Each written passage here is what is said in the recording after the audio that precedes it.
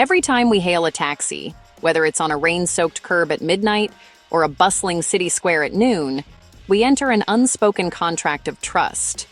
It's a ritual repeated millions of times each day, in cities sprawling with neon and alleys shrouded in shadow. We step into a stranger's car, share our destination, and expect to arrive safely.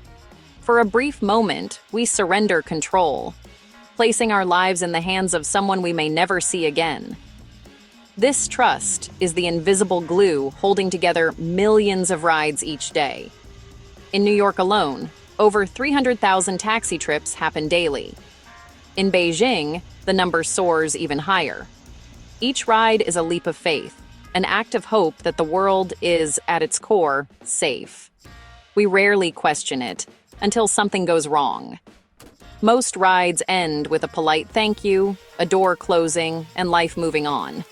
But sometimes a chill creeps in. A story on the news, a friend's uneasy tale, a gut feeling that something isn't right. But what if the driver remembers you, and the ride is part of a darker plan? What if the contract is broken, not by accident, but by design? In a vast Chinese city, one man quietly shattered this contract. He was not the first, nor the last, but his story would send ripples of fear through the streets. Night after night, he prowled the streets, not for fares, but for a specific kind of passenger. He watched, he waited, he chose. He was a predator hiding in plain sight, blending in with the crowd of drivers. To the world, he was just another face behind the wheel. His car was spotless, his license valid, nothing seemed amiss. He knew how to appear trustworthy, how to put passengers at ease. The real danger wasn't obvious. It was in his careful, silent selection.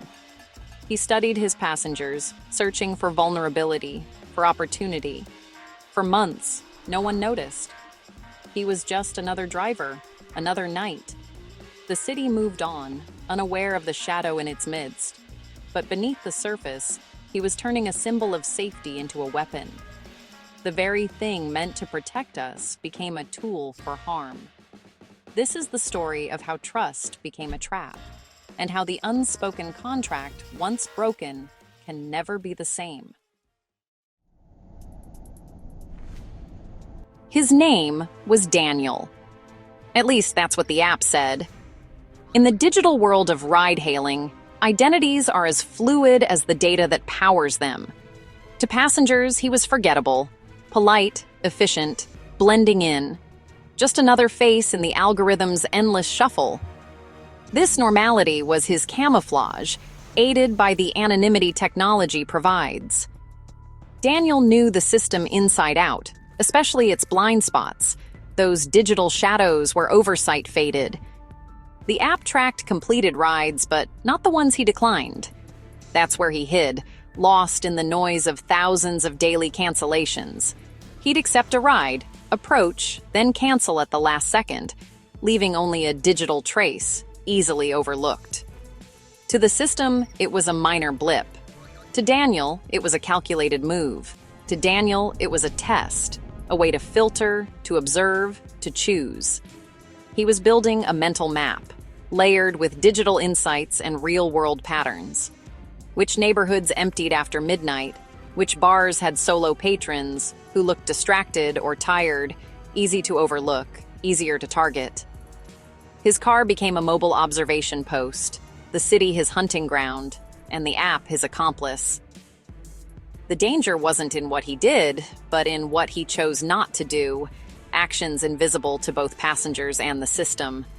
The system watched for reckless driving or fraud, not for a predator filtering victims by cancellation. The algorithms missed the human element, the intent behind the data. Daniel's true pattern was invisible to algorithms, but deadly in intent, a ghost in the digital fog. He was a ghost in the machine, hiding in plain sight. His actions masked by the very technology meant to keep us safe. The real risk was the one no one was looking for, hidden in the code, and in the choices no algorithm could predict. Daniel's criteria were chillingly precise, but his methods reveal a broader, systemic weakness. He hunted after 1 a.m., targeting women alone in quiet, dimly lit areas, an approach echoed in several high-profile cases worldwide. He watched for signs, distracted by a phone, tired, or isolated. Experts warn these are universal risk factors, often exploited by predators. Burdened with bags or struggling, anyone less likely to resist. Security consultants emphasize that physical encumbrance increases vulnerability. He mapped the city by vulnerability, favoring secluded pickups and drop-offs. In a 2022 case study, similar patterns were found in urban assault hotspots. Dozens of rides were declined for everyone he considered. This selective process is a red flag, according to rideshare safety analysts. Groups, men, or well-lit locations were always rejected. Experts note that predators avoid witnesses and environments with surveillance. He was curating the perfect scenario. A woman, alone, at night, heading somewhere isolated. This mirrors tactics seen in multiple international cases. Each filter was a layer of insulation for him and risk for his passenger. Criminologists stress that these calculated choices exploit gaps in both technology and human vigilance. He wasn't just finding a fare, he was engineering a trap. Real-world tragedies have forced cities to rethink ride-share safety, but vulnerabilities remain. Lila, a young designer, left work late one night and booked a ride. Daniel accepted. She hesitated for a moment before stepping into the cab, the city's neon glow flickering across her anxious face. As she entered, the doors locked with a heavy click. Her heart skipped. "That's odd," she thought, glancing at the unfamiliar lock. Did he always lock the doors right away? The route felt wrong, side streets instead of the main road. Lila's instincts screamed. "Excuse me, isn't this the long way?" she asked, voice steady but nerves fraying. Daniel's eyes flicked to the rearview mirror. "Just avoiding traffic," he replied, his tone flat. Lila forced a smile, but her mind raced. "Stay calm. Think. Don't let him see you're scared." She pulled out her phone, pretending to dial. "Hey, I'm almost home. Can you see me from the balcony? The license plate is ABC123. Her voice rang out, clear and deliberate. She made sure Daniel heard every word, creating a witness and a timeline. If he knows someone's waiting, maybe he'll back off, she thought, gripping her phone tighter. Daniel's demeanor changed. His grip tightened on the wheel. For a moment, silence filled the car, thick and suffocating. "She's smarter than she looks," he muttered under his breath, barely audible. Suddenly, he pulled over, far from her destination.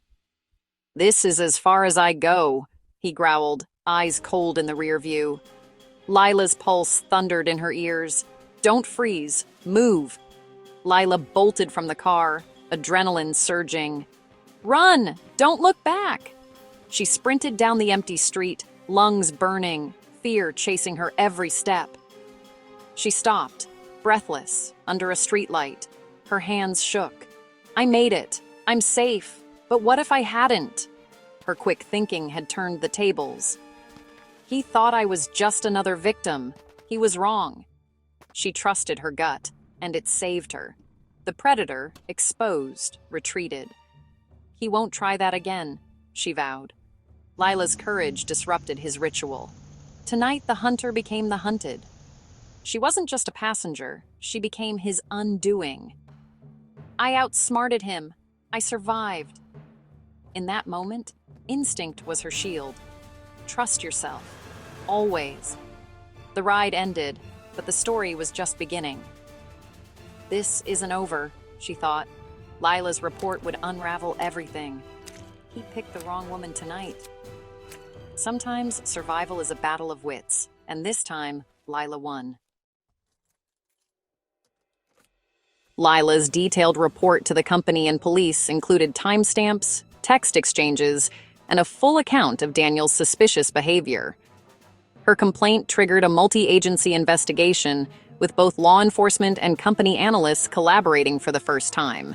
Investigators pulled Daniel's entire ride history, over 1,200 trips, including 312 cancellations in the past year alone. Data analysts noticed a chilling trend. 87% of Daniel's late-night cancellations involved women requesting rides from quiet neighborhoods. The company's algorithms had flagged nothing, but forensic data experts quickly identified a pattern of predatory selection. Step by step, they reconstructed Daniel's routes. He circled the same districts, accepting and then canceling rides, sometimes within minutes. Of the rides he completed, 92% matched a single profile: women, late hours, secluded drop-off points. Experts called it methodical targeting. Lila's escape was the first documented failure in Daniel's escalating pattern, an anomaly that finally exposed his methods. Police now had a digital map of his predatory behavior, linking dozens of incidents across the city. The data told a story of calculated risk. Each point, each cancellation, a deliberate choice. Experts estimated his selection process reduced his risk of detection by 60%. Daniel wasn't just driving, he was conducting surveillance, sometimes waiting up to 40 minutes between rides. His digital breadcrumbs revealed a predator in training. The evidence, now mapped and analyzed, was undeniable, a chilling portrait of intent, exposed by data and human insight. When questioned, Daniel's demeanor was chilling, calm, detached, as if he were reciting lines from a script he'd rehearsed 100 times before. He admitted to targeting vulnerable women, describing his actions with clinical precision. He insisted he'd never harmed anyone, yet his words felt like a warning, not a reassurance. He called it rehearsing, testing boundaries, playing out scenarios in his mind and on the city streets. Each night, he imagined new ways the story could end. Investigators realized he was practicing for crimes he hadn't yet committed. A criminal psychologist called it predatory rehearsal, a chilling rehearsal for a nightmare that hadn't happened yet. Each ride was a dress rehearsal, each deviation a test. Imagine, a passenger's phone dies, the taxi veers off course, and the city outside becomes a maze of shadows. Lila's alertness had interrupted his performance, her suspicion forcing him to abandon the script before the final act. Legally, Daniel was in a gray area. No physical crime, but clear intent. Experts warned, the law lags behind the mind of a predator. Prosecutors argued his actions were endangerment, creating conditions for attack. But how do you convict someone for a nightmare rehearsed, not realized? Daniel's case exposed a new kind of threat: predators who prepare, not just act. The city's shadows now held a new fear: the performance before the crime. The absence of violence didn't mean the absence of danger. Sometimes the scariest threat is the one that's only a heartbeat away. He was sharpening his skills, waiting for rehearsal to become reality. And in the city's darkness, the next act was always just one ride away.